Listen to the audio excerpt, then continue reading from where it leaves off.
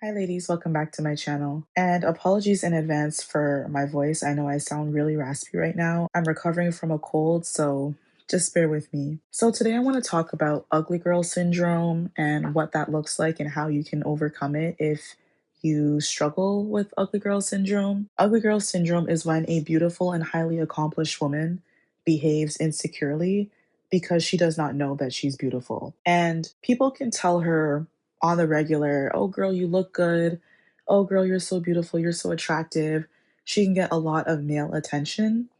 But if she internally does not believe or is not aware or has not woken up to the fact that she is beautiful, that she is conventionally attractive and desirable, or she simply has this inferiority complex where she believes that she is unworthy in general, then she will behave as if she is a quote unquote ugly girl. And the term ugly girl syndrome comes from the stereotypical belief that, or the traditional belief that less attractive women, conventionally unattractive women, are less confident, are not as astute, are not as outgoing, and therefore they don't achieve as much because they are unattractive and the world has told them that they are unattractive.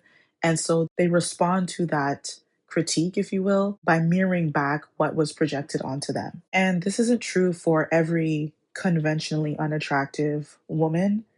In fact, if you work in a high powered workplace, so to speak, so corporate, big law, medicine, even entrepreneurship, where you're actually pulling in money and it's not just like a small scale hobby business that you run, you'll realize that a lot of high powered women who are considered conventionally unattractive, this doesn't apply to them. They do not have ugly girl syndrome because they were raised in a social circle where they understand that while beauty is important, beauty is not the vehicle that will take you far.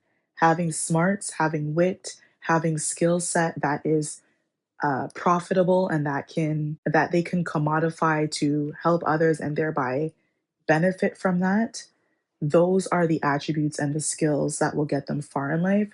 And so you'll notice a lot of conventionally unattractive women tend to be more successful than the pretty girl because they have acquired these skills that I just mentioned to get ahead.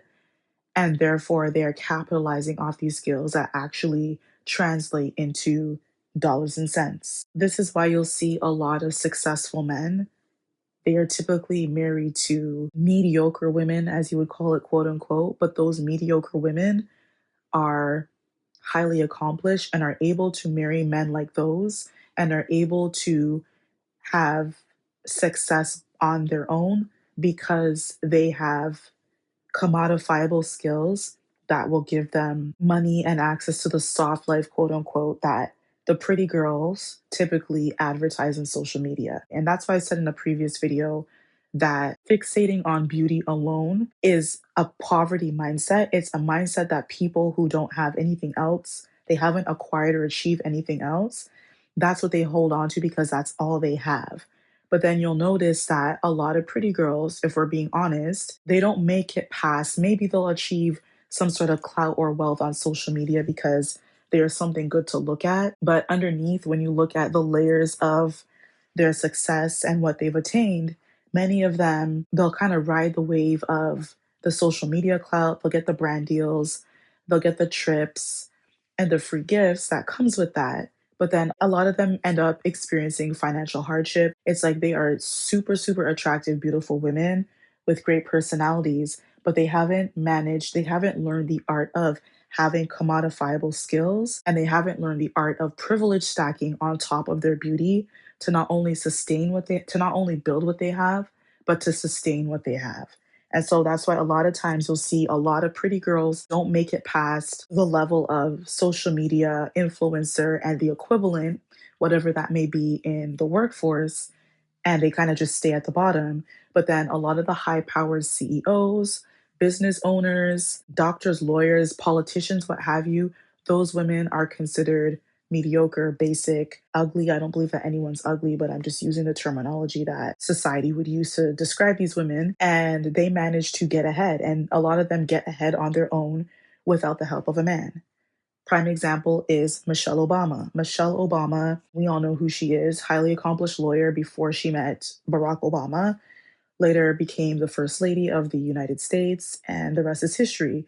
But even though she is probably the most highly accomplished First Lady in US history, people make fun of her looks. But while those women are laughing at her, Michelle Obama is living a fairly comfortable life despite all of the speculation and issues that she's going through. If she decided to walk away from her marriage today, she would still be fine because of all the accolades and skills that she has acquired to give herself access to unlimited earning potential, which would give her a true soft life.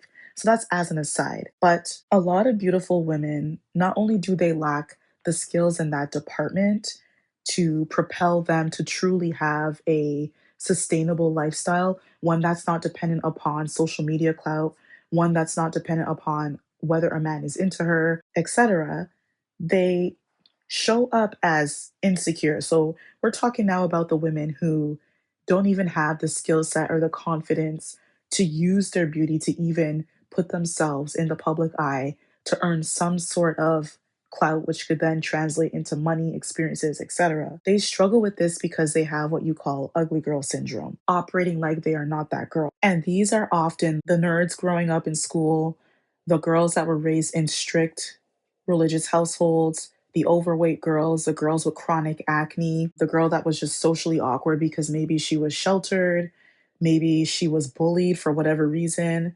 Those are typically the girls who facially they're pretty, they got the body, or maybe they just simply did not have a mother and a father to validate them and tell them that they're worth it. And even worse, maybe they had a mother like Evelyn Lozada who tried on every occasion to humble their daughter.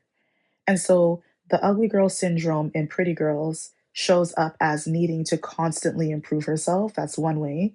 So not because, she's trying to genuinely better herself or attain a tangible goal, but she's constantly trying to nitpick and improve and fix things because she feels inadequate.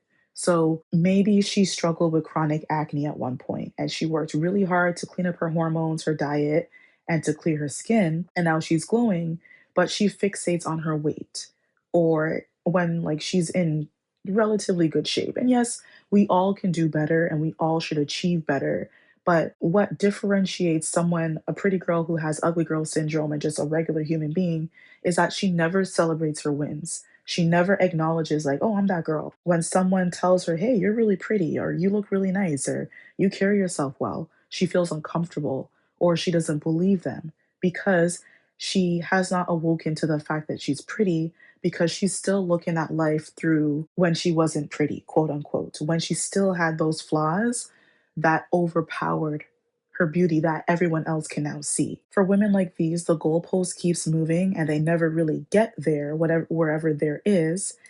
And because again, they're hyper fixating on their flaws, they think that they are inherently flawed.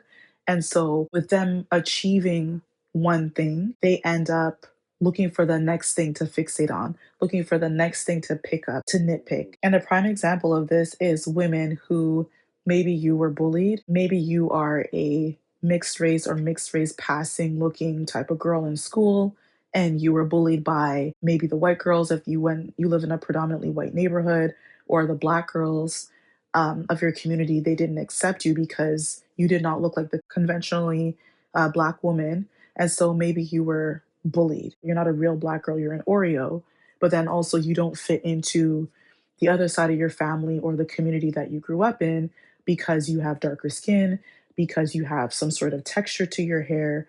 And so a lot of women who fit this description grow up with never really having a true sense of identity.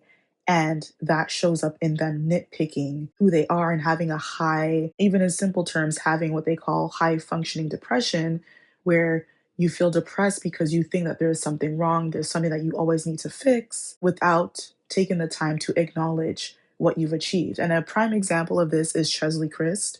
Now, I want to make it very clear and be careful here. Outside of us knowing what the cause of her passing is, we don't really know what prompted her to end up the way that she did. I'm just being careful with my language because YouTube is strict and I also want to be respectful. But someone like her, and from just interviews from friends and family members, one of the recurring themes that we hear about Chesley, by the way, she was Miss Universe, Miss USA in 2019. One of the things that was a common that kept coming up in interviews with people who worked with her and who were in her close circle was that she was very high functioning, high powered. Okay, Chesley had the life that pretty much arguably every woman in the West or every woman in the world would want. She earned a JD MBA before 30. Okay, so those are two very competitive and difficult, if you will, degrees, especially if you go to a top tier school, which it sounds like Chesley did. That's a very outstanding achievement to obtain at such a young age. She was extremely fit. She probably had 0% body fat.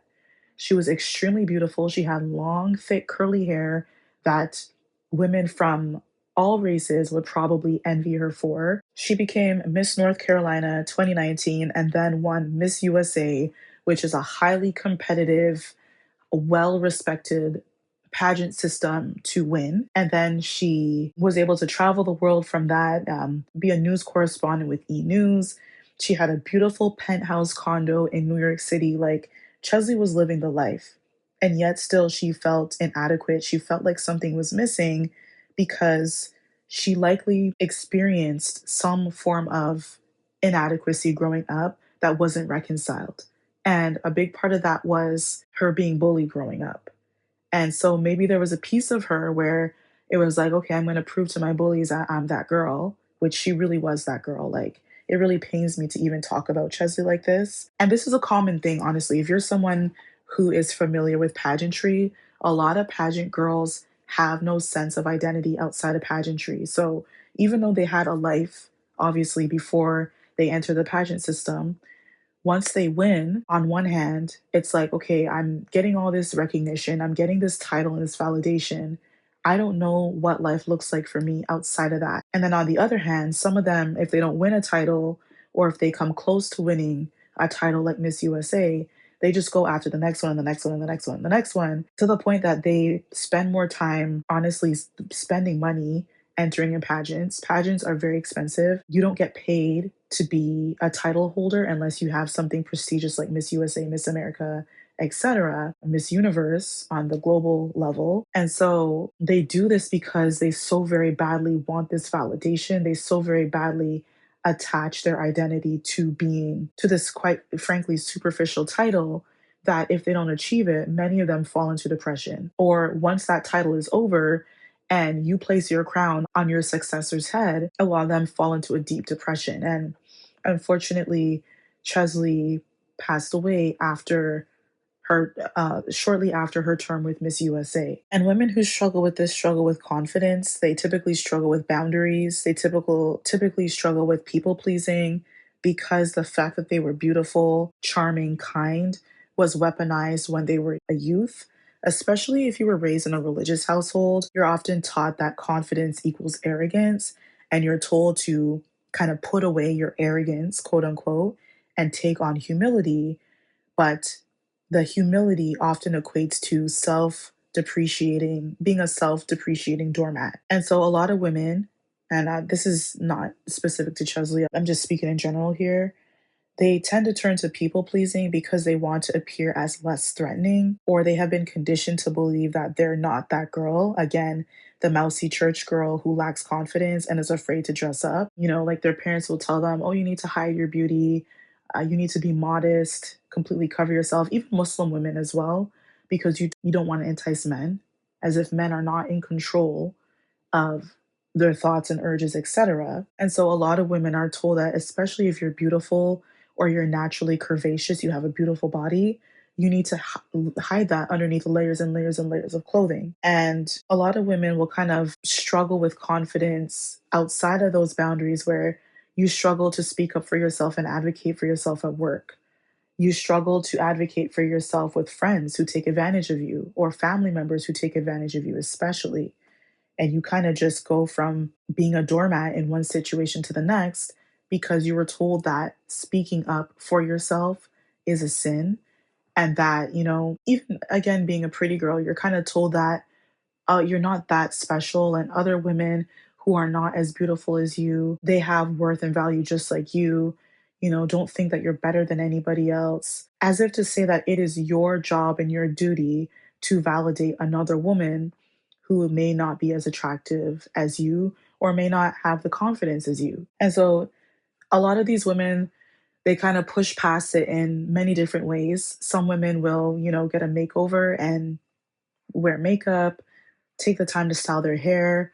Maybe they learn how to dress themselves properly. So they've kind of mastered the external. They cleared their skin, they lost the weight. They've kind of mastered the pretty girl image externally, but they're still operating internally as the insecure chick that still has a loser mindset. The ugly girl syndrome also shows up as continually making bad decisions and working against your self interest, especially if you used to be that girl and you used to be on top, you used to be a high achiever, you used to do well for yourself. And then all of a sudden, something happened in your life that caused you to lose your aura, as people would say. So, a prime example of this is when a woman who used to be like the cream of the crop meets a loser man who has not accomplished anything, hasn't achieved anything, has no goals. God forbid he's broke. And for some reason, she thinks that this is an equal for her. Or better yet, she thinks that being paired with any man is better than being single and childless. And so she attaches herself to this man as a form of validation, only for this man to quite literally, mentally, and physically break her down. And a lot of times, if we're being honest, a lot of women who fit this description pair themselves, like they keep making bad decisions, whether it involves a man or not, because they haven't forgiven themselves for falling from grace, whatever that mistake was that they made in the past. And so they either punish themselves by trying to make it work with their new life, and their bad decision is like, you know what? I'm already in it. I might as well just push forward and, hopefully there's a light at the end of the tunnel. Or because that bad decision, that traumatic experience was such a shock to their system, they mentally feel stuck in their new reality and cannot find their way back.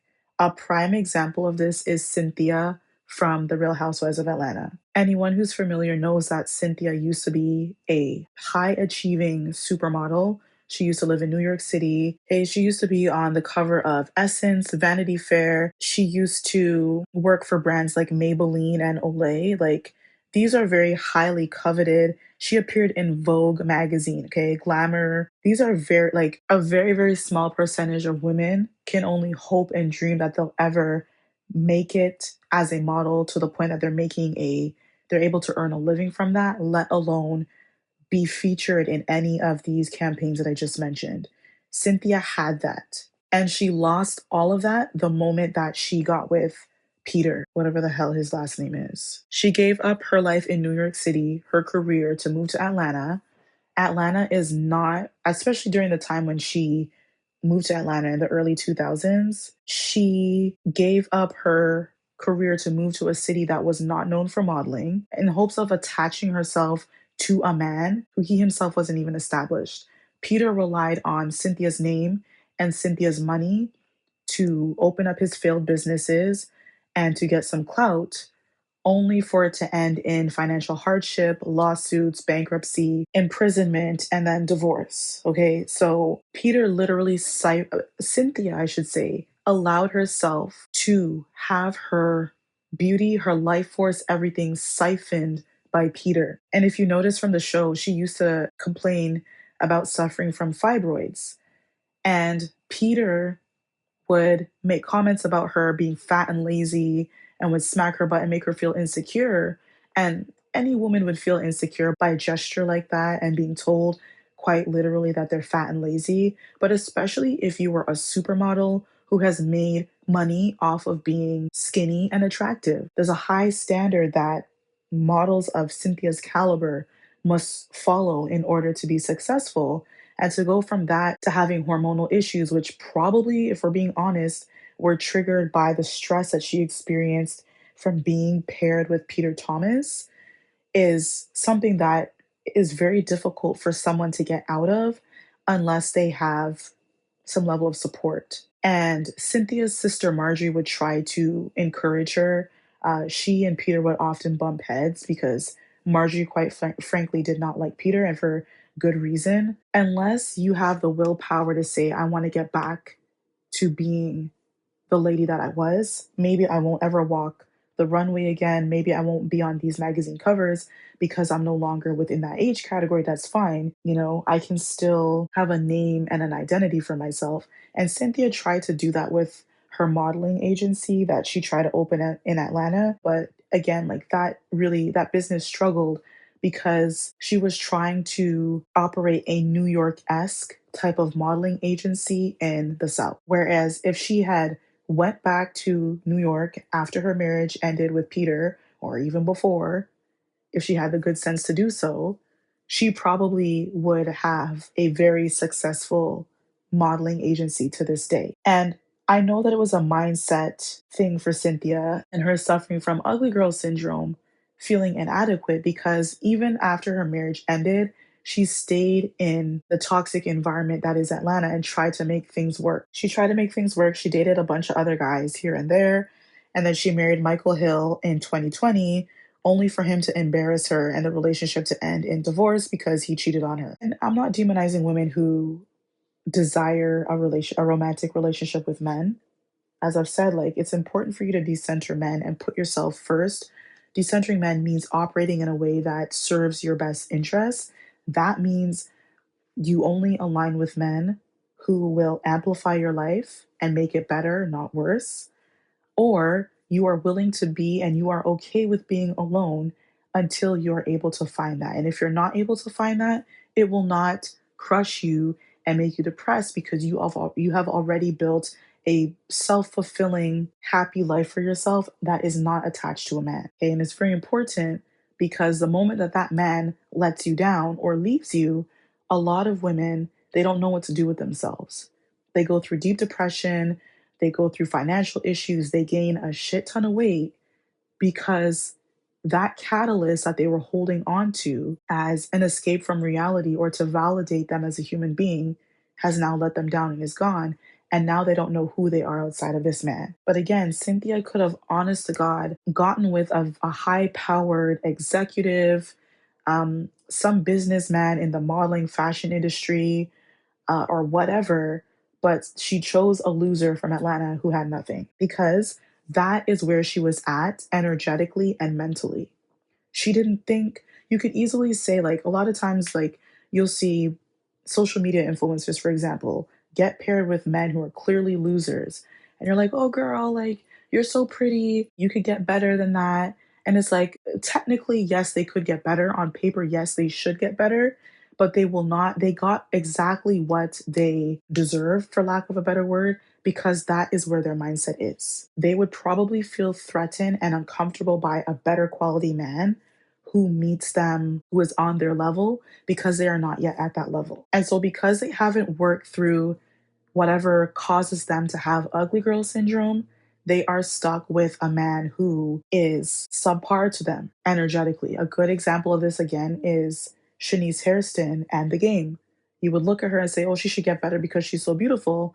When it's like, no, she got exactly who she is suited for emotionally and mentally because energetically, she has not fixed what is causing her to have the ugly girl syndrome. This isn't to say that conventionally less attractive women deserve scum of the earth men, but it's like if you're so beautiful and everyone is able to see and are telling you that you deserve the best of the best, but you are operating as if you don't deserve the best of the best, you are doing that because you do not actually believe that you are worthy and beautiful and you actually think that you're ugly and undeserving. A way to undo this is number one, you need to realize that it's okay to be beautiful. And for especially for my religious girlies, whether you're Christian, Muslim, whatever, if God didn't want you to be beautiful, if you believe in God, then you would have been average looking, or you would have been conventionally unattractive, and both are fine. But you were given your beauty as a gift, and it's not something that needs to be demonized. The devil, quote unquote, was not the one who created you and gave you that Jezebel beauty.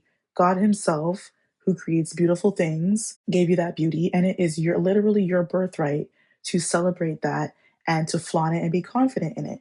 And you being confident in your beauty doesn't mean that you put down people who are less attractive. It just simply means that you know who you are and you're comfortable in your skin unapologetically. But in order to deal with the root cause of ugly girl syndrome, you need to be honest with yourself and pinpoint the areas. First of all, you need to, just like Alcoholics Anonymous, you need to identify that, okay, I have some aspects of myself that is insecure, that really is unflattering for someone who looks like me. I shouldn't be behaving or thinking like this because I know that I'm beautiful. And it really, when you quite frankly operate like you don't know that you're that girl, it really chips away from your appeal and it chips away from the way that you present yourself. It makes you look like a loser. You need to be honest with yourself and say, I have some insecurities that quite frankly are shining very brightly for the world to see, and it's holding me back. It's diminishing my quality of life. It's diminishing the amount of respect that I'm given from people because people realize that I'm beautiful, but they also realize that I'm not aware of this beauty or I'm uncomfortable with it. And so they're literally punishing me or treating me accordingly. So be honest with yourself and pinpoint the areas where you struggle with confidence. So, for example, if you're shy when it comes to taking pictures because maybe you're uncomfortable in your body, maybe again you had really bad skin, maybe you were overweight. Aside from clearing up whatever's causing you to have bad skin and losing the weight, commit to taking pictures every time you're dressed up. The first step to feeling good is looking good. Take a selfie, take a mirror selfie, set up a tripod and just get comfortable. Who cares who's looking at you? Who cares who's laughing? They're laughing because they're not you and they're jealous and they wish that they had your level of confidence, and just get comfortable in your skin. Could also include taking posing classes. If you kind of look awkward in photos and you want to be more comfortable in camera, you can work with a professional who will teach you your angles, who will teach you how to look good. Every woman, every human being on this planet can look good or bad in photos. It just all depends on how you position yourself, quite literally. So every celebrity that you see, especially like the Kardashians, especially Beyonce, who's very intentional about the image that she puts out, she looks good because she makes sure that she knows her poses and she knows her angles. You will never see her posing awkwardly because she's been doing this for decades and she trained herself to be comfortable in front of a camera. And maybe that was a level of confidence that she naturally had and was also enforced by her father telling her that she is the best and everybody else ain't shit. But also, I'm pretty sure she had a coach who taught her, okay, when you're on the left side of the red carpet, you pose like this. When you're in the center, you pose like that. When you're on the right, etc. It could also mean learning, taking dance classes. Many of my corporate girlies, you're very awkward because you're very much in your headspace. You think all day, you're very analytical, you're very left brain, and your right brain is kind of just abandoned. Take some dance classes, like take salsa classes, ballet, whatever, pole dancing, and just get into your body, get comfortable with your body, and you will naturally feel and look more confident. If a girl who is less attractive conventionally than you can show up and compensate for the fact that she's not as attractive, then you have zero excuse. And we already addressed people demonizing you for being a beautiful girl and attractive. Who cares? If you feel nervous when you speak to people, make an effort to go to networking events. Maybe start off with a networking event once a month and just go and talk to people. The best way to get over something, over a fear, is to confront it face on. You'll only get better at something if you practice. Get out of your own head. Most times we hold ourselves back by holding on to lies that we've internalized over the years. And then those lies become our reality, even if those lies are false. You shouldn't look to others to validate you. But if you realize that people are particularly drawn to you, they compliment you all the time, whether on you being beautiful, you dressing well, you smelling, whatever it may be, something physical, not so much your character, even though that's important, or they stare at you a lot, it's because they find you attractive. And that is okay. You should take note of that and understand that they're noticing you for a reason. If you were nothing good to look at, maybe they'd give you a quick little polite smile and move on in public, but they definitely would not be looking you up and down to say, oh, wow, look at that fur coat on her. Oh, look at her hair. Look at her skin. If you're beautiful, lean into that and always be the best version of yourself. It is your birthright. Use it while you have it because you're not going to be young forever. And Yes, you obviously you can be beautiful when you get older, but the beauty that you have now in your youth really can help you compound into much more, and you can reap the fruit of your labor that you accumulated in your youth by privilege stacking when you are older, and it is time for you to retire and maybe mentor younger women who are coming up if you so wish. Okay, these are my thoughts on the topic. Let me know what you think down below in the comments, and I will see you in the next video. And girl, you are not Muslim. Like, you're not. Leave that boy's religion alone and go eat something. It's really okay.